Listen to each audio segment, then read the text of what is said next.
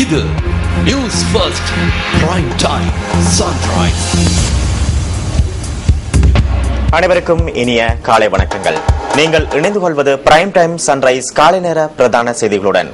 இன்று அக்டோபர் மாதம் 24ஆம் தேதி வெள்ளிக்கிழமை. மலர்ந்திருக்கும் இந்த நாள் அனைவருக்கும் மகிழ்ச்சி பொங்கும் நாளாக அமைய வேண்டும் என்று நியூஸ் ஃபர்ஸ்டின் சார்பாக எமது வாழ்த்துக்களை தெரிவித்துக் கொள்கின்றோம். காலை நேர பிரதான செய்திகளில் முதலில் தலைப்புச் செய்திகள்.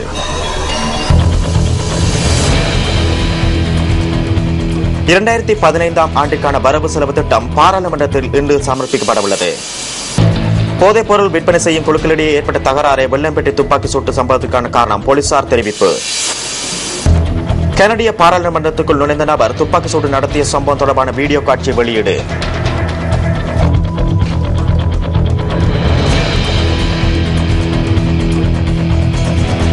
காலை நேர பிரதான செய்திகளில் முதலில் எமது அவதானம் உள்நாட்டுச் செய்திகளுக்கு. சுதந்திர இலங்கையின் 69வது வரவு செலவு திட்டம் இன்று பாராளுமன்றத்தில் சமர்ப்பிக்கப்பட உள்ளது. சபாநாயகர் சமல் ராஜபக்ச தலைமையில் பிற்பகல் 1:30 அளவில் வழமையான சபை அமர்வு ஆரம்பமாக உள்ளது. இதன்போது நிதியமைச்சர் என்ற வகையில் ஜனாதிபதி மஹிந்த ராஜபக்ச வரவு செலவு திட்டத்தை சபையில் சமர்ப்பிக்க உள்ளதாக பிரதி சபாநாயகர் சந்திம வீரக்கொடி தெரிவிக்கின்றார்.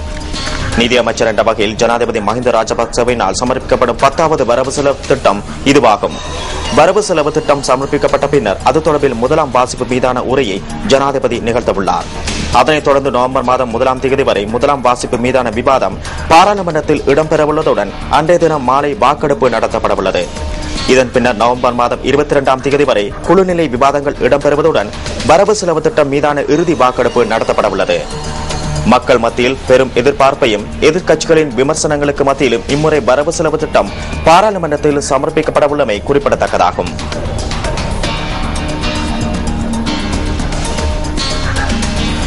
போதைப் பொருள் கடத்தலுடன் தொடர்புடைய 2 குழுக்களிடையே ஏற்பட்ட தகராறு வெள்ளம்பேட்டிய பிரதேசத்தில் இடம்பெற்ற துப்பாக்கி பிரயோக சம்பவத்திற்கு காரணம் என போலீசார் குறிப்பிடுகின்றனர்.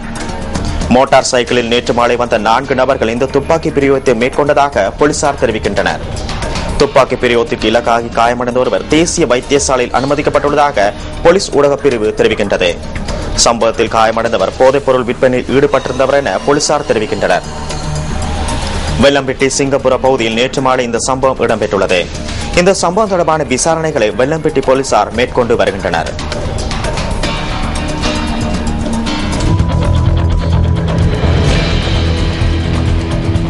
நாட்டின் பல பகுதிகளில் மாலை அல்லது இரவு வேளையில் மழை அல்லது இடியுடன் கூடிய மழை பெய்வதற்கான சாத்தியக்கூறுகள் காணப்படுவதாக வளிமண்டலவியல் திணைக்களம் எதிர்கூறியுள்ளது. இதன்போது 100 மில்லிமீட்டருக்கும் அதிக அளவிலான மழை வீழ்ச்சி பதிவாகக்கூடும் என எதிர்பார்க்கப்படுகின்றது. காங்கேசன்துறை தொடக்கம் திருகோணமலை மற்றும் பொத்துவில் ஊடாக அம்பாந்தோட்டை வரையான கடற்பிரதேசங்களில் காலை மழை பெய்யக்கூடும் என தெரிவிக்கப்படுகின்றது. இடியுடன் கூடிய மழை பெய்யும் அந்த பகுதிகளில் கடும் காற்று வீசக்கூடும் என தெரிவிக்கப்படுகின்றது. மின்னல் தாக்கம் தொடர்பாக அவதானமாக இருக்குமாறு பொதுமக்களை வளிமண்டலவியல் திணைக்களம் கேட்டுக் கொள்கின்றது. இது தொடர்பான மேலதிக தகவல்களை அறிந்து கொள்வதற்காக வளிமண்டலவியல் திணைக்களத்தின் வானிலை அதிகாரி முகமது சாலிகினுடன் நாம் நேரடியாக தொடர்பினை ஏற்படுத்துகின்றோம். வணக்கம். இன்றும் நாட்டின் பெரும்பாலான பகுதிகளில் குறிப்பாக பிற்பகல் மற்றும் இரவு வேளைகளில் மழை அல்லது இடியுடன் கூடிய மழை பெய்யக்கூடும். சில இடங்களில் சுமார் 100 மில்லிமீட்டருக்கும் அதிக அளவிலான பலத்த மழை பெய்யக்கூடும் என எதிர்பார்க்கப்படுகின்றது. நாட்டை சூழ உள்ள கரையோர பிராந்தியங்களில் காலை வேளைகளிலும் மழை பெய்யக்கூடும். இவ்வாறு இடியுடன் கூடிய மழை பெய்கின்ற வேளைகளில் பலத்த காற்றும் மின்னல் தாக்கங்களும் ஏற்படக்கூடும். இவ்வாறான சந்தர்ப்பங்களில் பொதுமக்கள் மிகவும் அவதானத்துடன் செயற்படுவது பொருத்தமானதாகும். கடற்பிராந்தியங்களை பொறுத்தவரையில் நாட்டை சூழ உள்ள கடற்பிராந்தியங்களில் பல இடங்களில் மழை அல்லது இடியுடன் கூடிய மழை பெய்யக்கூடும். கடற்பிரதேசங்களில் காற்று மணித்தியாலத்துக்கு 20 முதல் 30 கிலோமீட்டர் வேகத்தில் தென்மேற்கு திசையினூடாக அல்லது வேறு திசைகளினூடாக வீசும்.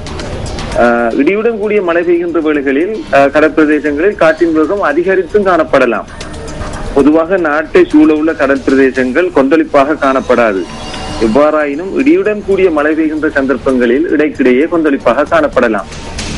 நன்றி. அந்த வானிலை தொடர்பான தகவல்களுக்கு.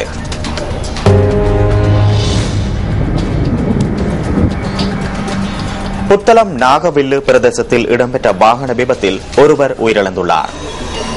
கொழும்பிலிருந்து கபதிகொல்லவிற்கு பொருட்கள் ஏற்றி சென்ற லோரி மற்றும் புத்தளத்திலிருந்து சிலாபு நோக்கி பயணித்த லோரி ஒன்றுடன் ஒன்று மோதியதில் இந்த விபத்து சம்பவித்துள்ளதாக தெரிவிக்கப்படுகின்றது. கபதிகொல்லாவ பகுதியை சேர்ந்த ஒருவர் விபத்தில் உயிரிழந்துள்ளதுடன் 2 பேர் காயமடைந்துள்ளதாக தெரிவிக்கப்பட்டுள்ளது. சம்பவத்தில் காயமடைந்த இருவரும் புத்தளம் வைத்தியசாலையில் அனுமதிக்கப்பட்டுள்ளனர். பொருட்கள் ஏற்றி சென்ற லோரியின் சாரதி கைது செய்யப்பட்டுள்ளதாக போலீசார் தெரிவிக்கின்றனர்.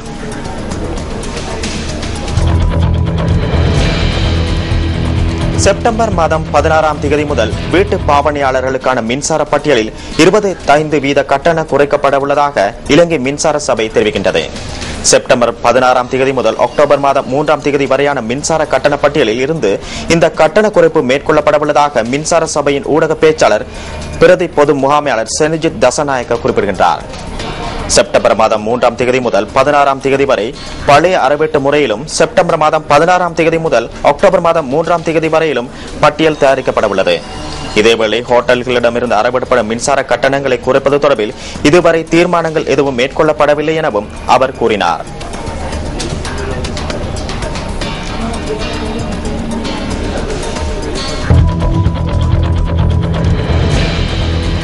அனர்த்த முகாமைத்துவ அமைச்சின் ஏற்பாட்டில் சுனாமி விழிப்புணர்வு ஒத்திகை நிகழ்வு நேற்று புல்மோட்டையில் இடம்பெற்றது. திருகோணமலை அனர்த்த முகாமைத்துவ நிலையத்தின் உதவி பணிப்பாளர் தலைமையில் இந்த நிகழ்வு நடைபெற்றது. இதன்போது சுனாமி எச்சரிக்கை எவ்வாறு மேற்கொள்ளப்படும் என்பது தொடர்பில் செயல்முறை விளக்கம் அளிக்கப்பட்டதுடன் சுனாமி ஏற்படும் சந்தர்ப்பத்தில் எவ்வாறு செயற்பட வேண்டும் என செயல்முறை விளக்கம் அளிக்கப்பட்டமை குறிப்பிடத்தக்கதாகும். இந்த நிகழ்வில் பாடசாலை மாணவர்கள் மற்றும் பொதுமக்கள் கலந்து கொண்டமை குறிப்பிடத்தக்கது.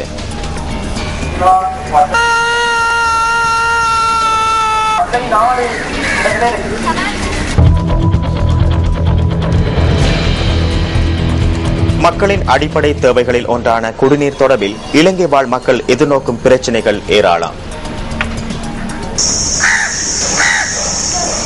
அம்பாறை மாவட்டம் நாவிதன்வெளி பிரதேச செயலக பிரிப்பிற்குட்பட்ட வீரச்சோலை கிராம மக்கள் குடிநீர் பிரச்சினையை நீண்ட காலமாக எதிர்நோக்குகின்றனர். எங்களது வீரச்சோலை கிராமம் 1960ஆம் ஆண்டுக்கு மேல் குடியமர்த்தப்பட்ட ஒரு கல்லோயா திட்டத்தில் குடியமர்த்தப்பட்ட ஒரு கிராமம்.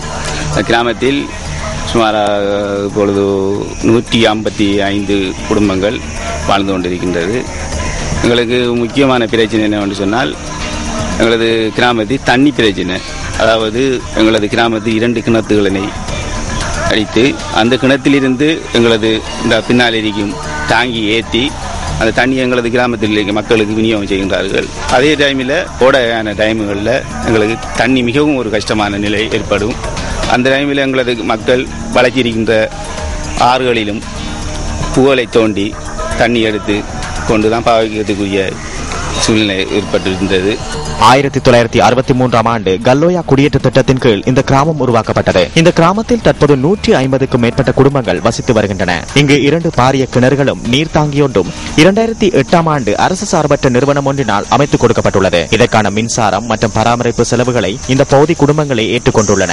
எங்களுடைய கிராமத்தில் கோடை காலத்தில் நீருக்கு கடும் பிரச்சனை இருக்கு. குடிக்கிறது கூட தண்ணி இல்லை. ஒரு நாளைக்கு 2 குடம் வீதம் தான் தண்ணி தருவாங்க. அதுவும் உங்களுக்கு பாவிக்கிறதுக்கு காணாமல் இருக்குது. அது ஒரு எஞ்சோண்டு இந்த டாங்கி மூலம் கிணறு கட்டி டாங்கி மூலம் ஏற்றி தரதால இந்த கோடை காலத்தில் எங்களுக்கு தண்ணியில் பிரச்சனை இருக்குது.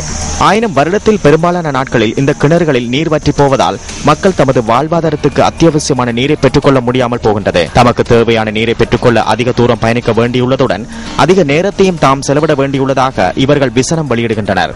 எங்களுக்கு பிள்ளைகளுக்கு தண்ணி பிரச்சனை இருக்குது, ஆஸ்பத்திரி பிரச்சனை இருக்குது. இதுகளை கொஞ்சம் செஞ்சு தருமாறு கேட்டுக்கொள்கிறோம். இதை தவிர இந்த கிராமத்தில் பயணிக்கும் பாதைகளும் சேதமடைந்து காணப்படுவதால் தாம் பெரும் இன்னல்களை எதிர்நோக்குவதாக இவர்கள் தெரிவிக்கின்றனர். இந்த கிராமத்தில் வைத்தியசாலை காணப்படாமையினால் நோயாளர்கள் பெரிதும் அவதியுறுவதாக தெரிவிக்கின்றனர். 8 கிலோமீட்டர் தூரம் சமாந்திர ஹாஸ்பிட்டலுக்கு செல்ல வேண்டியிருக்கிறது. அதால இடையில கடும் பிரச்சனை என்று சொன்னால் இடையில உயிர் போகக்கூடிய நிலைமையும் இந்த ஊர்ல காணப்படுது. இப்ப கிட்டத்திலையும் கூட ஒரு பொம்பளைக்கு பாம்பு அடிச்சு கொண்டு இது செய்யலாம அவ இறந்துட்டாவும். அப்படியான பிரச்சனை கூட இந்த இருக்குது. ஆகவே தமது அடிப்படை தேவைகள் தொடர்பில் உரிய தரப்பினர் கவனித்துக் கொள்ள வேண்டும் என இவர்கள் கோரிக்கை விடுக்கின்றனர்.